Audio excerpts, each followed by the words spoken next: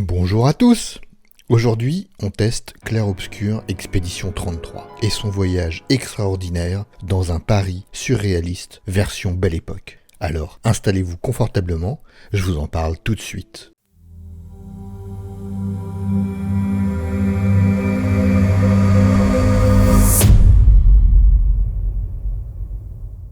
Après une centaine d'heures de jeu, et l'avoir terminé 2 fois jusqu'à l'obtention du platine sur PlayStation 5, je peux enfin vous livrer mes critiques sur cet ovni vidéoludique qui est Clair-Obscur Expédition 33. Au centre du buzz médiatique depuis sa sortie, le 24 avril dernier, ce jeu mérite-t-il qu'on s'y intéresse, ou au contraire, incarne-t-il de faux espoirs? Je vous dévoile tout ça tout de suite, et c'est maintenant. Clair-obscur, trouble de rature, courbera Eiffel. Clair-obscur, guardé aux peintures, trouvera sans elle. L'histoire de Clair-Obscur Expédition 33 est un récit très dense, émaillé de rebondissements, incluant des moments drôles et légers, mais aussi intégrant des moments de tristesse et de tragédie. Pour résumer le postulat de départ, chaque année, une entité nommée la Peintresse dessine un nombre sur un monolithe, et tous les habitants de la ville de Lumière ayant l'âge de ce nombre s'évaporent et disparaissent pour toujours. Les habitants vivent depuis toujours avec ce fléau, plus communément appelé le gommage, et savent pertinemment qu'ils y seront confrontés un jour. Chaque année, pour stopper cette hécatombe, une expédition part en direction du monolithe pour tenter d'arrêter la Peintresse. Et cette année, c'est donc l'expédition 33 qui s'engage dans cette lourde tâche.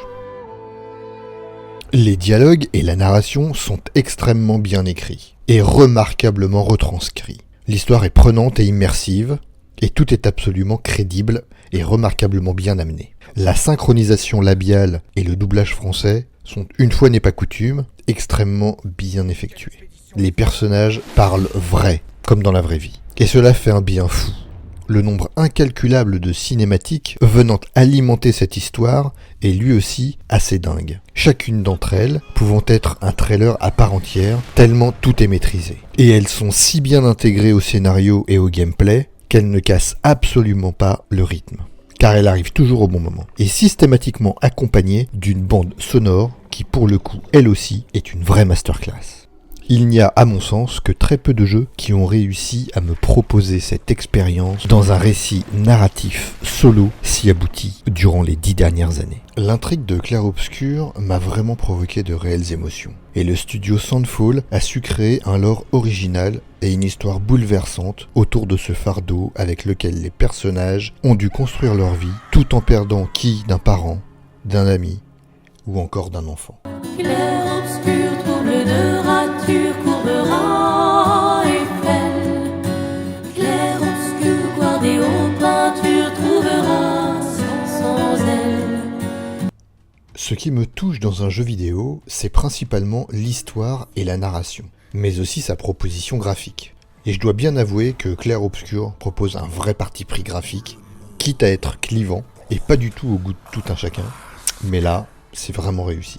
Et cela permet à Expédition 33 d'affirmer d'entrée de jeu son identité.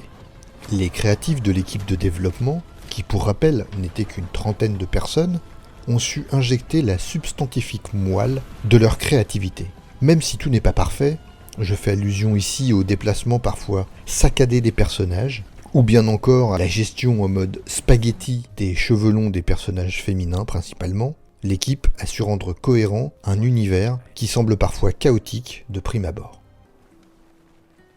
La base de l'univers proposé s'inspire de la Belle Époque française, avec la ville de Lumière qui reprend tous les codes d'un Paris tourmenté en y ajoutant des couches de fantastique, qui parfois font référence à du Tim Burton par exemple, et son étrange Noël de Monsieur Jack, aux jeux vidéo de Journée. Si vous ne l'avez pas fait, je vous conseille vivement d'aller y jeter un œil, bien encore de Nier Automata, ou enfin à l'univers de From Software, eu égard au design de certains ennemis. Tout ceci en faisant systématiquement référence aux arts majeurs que sont la peinture, la musique, le théâtre, qui émaillaient cette fameuse Belle Époque de la fin du 19e siècle français. Évidemment, avec beaucoup de références aux peintres impressionnistes, tels que Auguste Renoir, ou bien encore Toulouse-Lautrec. Et je pense qu'il y a davantage de références et clins d'œil que je ne sais malheureusement pas identifier. Mais les influences artistiques restent prédominantes dans cet univers si atypique. Le jeu offre énormément de décors différents, parfois très colorés et chatoyants, et parfois très sombres et glauques. Il offre également un bestiaire très fourni et varié. Les boss ont parfois des designs incroyables. Et même si de temps en temps les textures restent en deçà de la proposition générale du titre, l'ensemble reste quand même très au-dessus de la moyenne. D'ailleurs, il m'est arrivé très souvent de m'arrêter de jouer et de contempler les panoramas proposés, avec comme ligne d'horizon des créatures gigantesques qui contribuent allègrement à l'immersion. Enfin, n'oublions pas de souligner le caractère design des protagonistes qui est simplement bluffant et qui contribue également au fait qu'on s'attache rapidement à tel ou tel personnage. Et, de facto, à l'histoire qui nous est proposée et qui le caractérise. À tout cela, mention spéciale à l'Overworld, qui nous servira de carte version maquette architecturale et qui nous permettra de nous déplacer dans l'ensemble des zones de jeu proposées par Clair Obscur Expédition 33. Petit bémol néanmoins concernant la carte 2D. Personnellement, je la trouve un peu ratée, en termes de design et de couleur, mais aussi dans son utilisation, qui reste très basique. Il est par exemple impossible de positionner ne serait-ce qu'un repère pour se souvenir qu'on a oublié de faire quelque chose ou qu'il faut revenir dans cette zone. Mais je n'ai pas encore parlé de l'OST, qui est tout simplement époustouflante elle aussi. On a le droit à une vraie masterclass. Écoutez ça.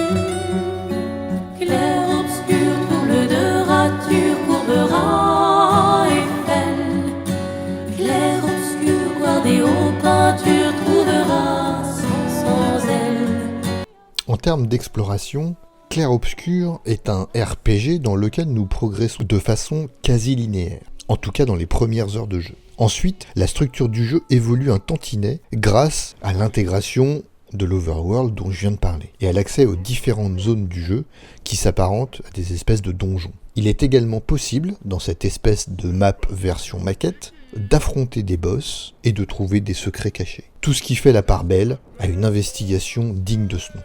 Même si certaines zones resteront trop haut niveau au début du jeu, leur accès ne sera pas spécialement bloqué, ou peu, par le biais d'une mécanique scénaristique liée à un personnage qu'on débloquera ultérieurement. Ce qui est très bien fait dans Clair Obscur Expédition 33, c'est qu'il n'y a pas de level scaling, comme dans un Assassin's Creed Shadow par exemple, et que chaque endroit explorable a un niveau fixe. Et un peu à la manière d'un Souls-like, on aura la possibilité de débloquer des drapeaux des précédentes expéditions qui nous serviront de TP dans le dit donjon et qui nous donneront également la possibilité de monter des capacités de nos personnages, un peu comme des sites de grâce. Le jeu peut sembler linéaire, comme dit précédemment, mais il fait tout pour enlever cette sensation manette en main, en offrant, en plus de la diversité des combats proposés, des tonnes de secrets à découvrir, des mini-quêtes annexes, de la plateforme, des petits puzzles, et l'équilibre exploration-combat est vraiment savamment dosé.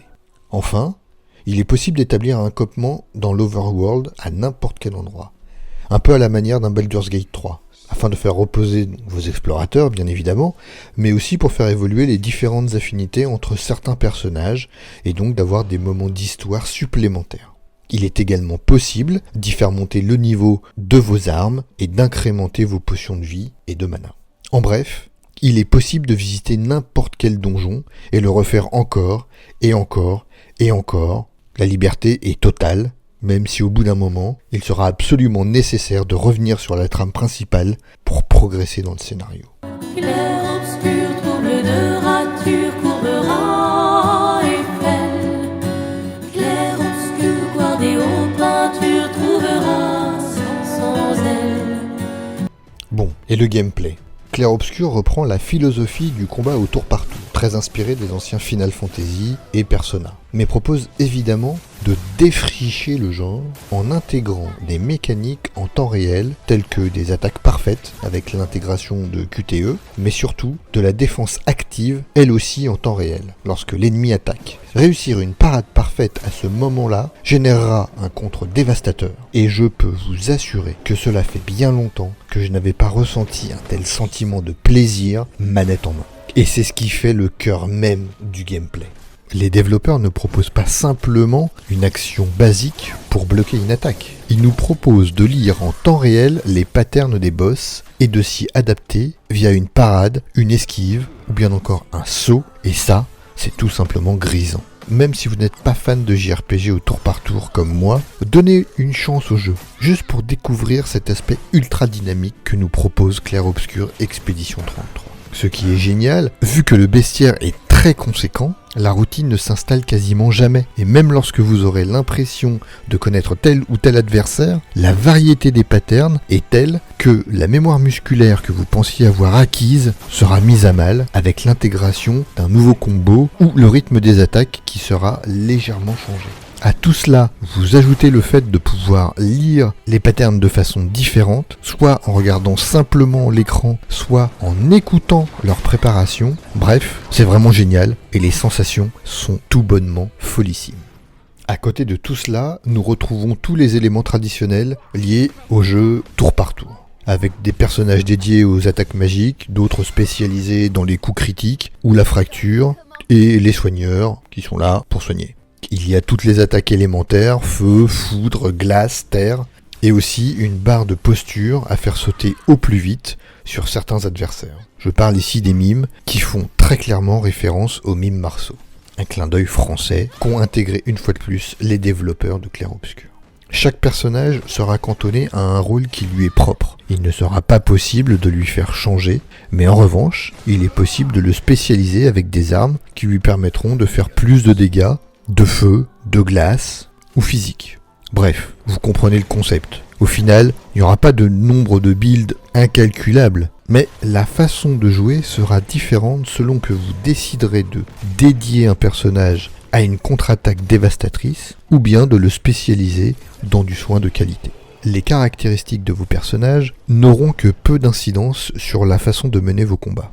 En revanche, le système des pictos et des lumina sera primordial tout au long de votre voyage. Pendant que le premier vous dotera d'un bonus actif et passif, le deuxième ne vous conférera que le bonus passif. Et il y a un nombre considérable de pictos à trouver. Les meilleurs étant soit très bien cachés, soit la récompense d'un boss majeur à éradiquer. Le problème, à mon sens, c'est qu'à force de débloquer énormément de pictos et de lumina, l'inventaire est très vite ultra chargé et ultra fouillis. Il est très mal pratique d'identifier rapidement le lumina souhaité ou le picto que vous voulez intégrer dans l'inventaire de votre personnage. Concernant les compétences, chaque personnage aura la possibilité de débloquer ses propres compétences via son arbre dédié. Mais rien de révolutionnaire à ce niveau-là. Enfin, comme dans les Souls, une fois de plus, vous avez à disposition des fioles de vie, des fioles de points d'action ou même de résurrection. Il est possible d'augmenter la quantité disponible en explorant le monde et les fioles consommées pendant un combat pourront être remis au maximum via les drapeaux d'expédition. Attention tout de même, car l'ensemble des mobs de la zone seront également régénérés, excepté les boss bien évidemment. Clair obscur, trouble de rature, courbera Eiffel. Clair obscur, guardé aux peintures, trouvera sans elle. Au regard de la hype qui accompagne ce titre, je dois bien avouer que j'avais énormément d'appréhension, car tout semblait trop beau sur le papier. Un jeu français, Cocorico, qui s'inspire des plus grands JRPG de l'histoire du jeu vidéo, avec une réalisation ultra sophistiquée et une bande sonore digne des plus grands. Il devait y avoir un loup quelque part. Eh bien que nenni! Ce Clair Obscur Expédition 33 me laisse une impression exceptionnelle et saisissante. C'est clairement l'un des meilleurs RPG auxquels j'ai joué depuis ces 15 dernières années. Et je pense sincèrement que Sandfall, malgré son simple AA, a su mettre l'argent là où il faut pour rivaliser avec les plus grands noms de l'industrie, en mettant l'accent sur ce qui me touche particulièrement. Les émotions, la puissance de la narration, réinventé un style de combat très novateur, j'ai été littéralement conquis et séduit. Je pourrais réellement en parler des heures, mais ce genre de jeu et d'expérience doit impérativement se faire manette en main. C'est la raison pour laquelle je ne peux que vous recommander de courir l'acheter et de découvrir ce jeu si bouleversant. L'histoire de Clair Obscur Expédition 33 ne vous laissera pas insensible. Elle vous fera rire, elle vous fera pleurer, elle est belle, elle est grande et elle restera à jamais dans nos mémoires de joueurs.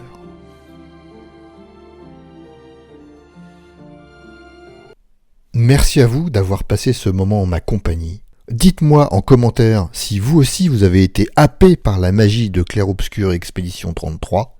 Et si vous avez aimé cette vidéo, n'hésitez pas à vous abonner et à la liker. En attendant mon prochain test, bonjour chez vous et à bientôt sur ma chaîne.